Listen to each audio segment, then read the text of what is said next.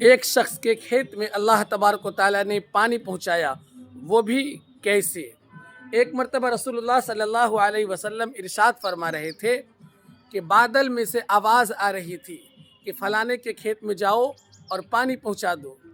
ایک شخص وہیں کھڑا تھا اور اس آواز کو سن رہا تھا جو بادل میں سے آ رہی تھی، اور بادل میں سے آواز یہی آ رہی تھی کہ فلانے کے کھیت میں جاؤ اور پانی پہنچا دو۔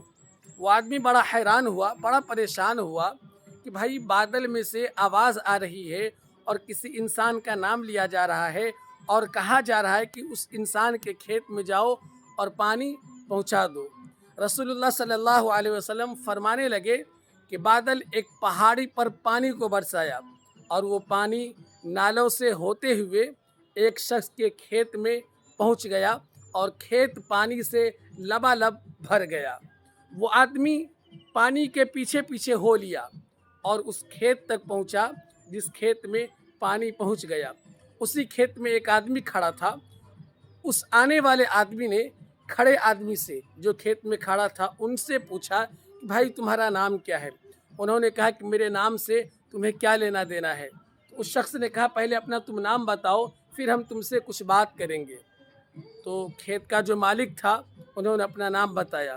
جب نام بتایا تو وہ شخص کہنے لگا یہی نام تو بادلوں میں سے آواز آ رہی تھی اور جس آواز میں یہی نام لیا بھی جا رہا تھا۔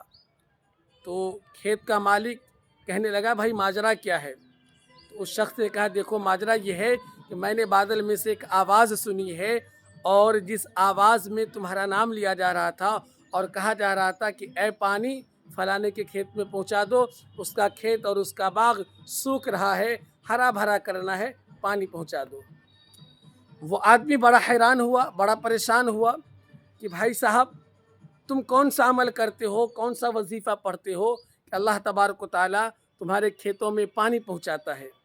اس آدمی نے کہا دیکھو اس کھیت سے جو فصل پیدا ہوتا ہے اور میں اس فصل کو کاٹتا ہوں تو اس کے 3 حصے کرتا ہوں۔ ایک حصہ میں بیچ کر اسی کھیت میں لگاتا ہوں، دوسرا حصہ اپنی فیملی اپنی اولاد کے لیے اور اپنے پریوار کے لیے رکھتا ہوں، یعنی اس پر خرچ کرتا ہوں، اور تیسرا حصہ میں غریبوں میں، یتیموں میں، مسکینوں میں تقسیم کر دیتا ہوں، بانٹ دیتا ہوں۔ اسی وجہ سے اللہ تبارک و تعالیٰ ہمارے کھیت میں پانی پہنچاتا ہے۔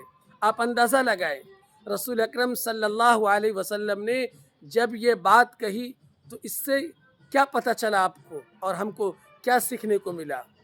کہ آپ کی جو بھی کمائی ہو، جتنی بھی کمائی ہو، اس میں سے کچھ نہ کچھ حصہ غریبوں میں، یتیموں میں بانٹتے رہیے، تقسیم کرتے رہیے۔ جب کوئی شخص اللہ کے نام پر غریبوں کو، یتیموں کو، مسکینوں کو، بیواؤں کو دیتا ہے، اس پر خرچ کرتا ہے تو اللہ تبارک و تعالیٰ اس کو کبھی بے روزگار نہیں رکھتا اور اس کے گھر میں کبھی فقر و فاقہ نہیں ہوتا۔ قرآن بھی کہتا ہے للفقراء والمساکین والعاملین علیہا والمؤلفۃ قلوبہم وفی الرقاب والغارمین وفی سبیل اللہ وابن السبیل، کہ تم جو کماتے ہو اس کمائی میں سے غریبوں پر، مسکینوں پر، فقراؤں پر خرچ کیا کرو، اللہ کے راستے میں خرچ کیا کرو۔ اور میں یقین کے ساتھ کہہ سکتا ہوں کہ جو شخص اللہ کے نام پر خرچ کرے گا اس کا جیب کبھی خالی نہیں ہوگا۔